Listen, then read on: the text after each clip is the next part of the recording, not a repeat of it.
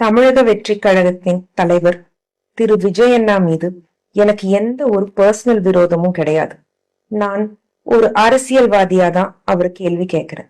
எதிர்கட்சியில இருக்கிற பெண்களுக்கும் உங்க கட்சியிலிருந்து வெளியே வந்த பெண்களுக்கும் உங்க தொண்டர்கள் ஆசிட் வீசுவேன்னு மிரட்டியிருக்காங்க. இது அந்த பொண்ணோட அம்மா ஒரு சேனலுக்கு கொடுத்த இன்டர்வியூல சொல்லியிருக்காங்க. உங்களுக்கு பாடி கார்ட்ஸ் இருக்கிற மாதிரி அவங்களுக்கு பாடி கார்ட்ஸ் இல்லைங்கன்னா ஒரு கட்சியோட தலைவரா நீங்க இதெல்லாம் ஸ்டாப் பண்ணணும்.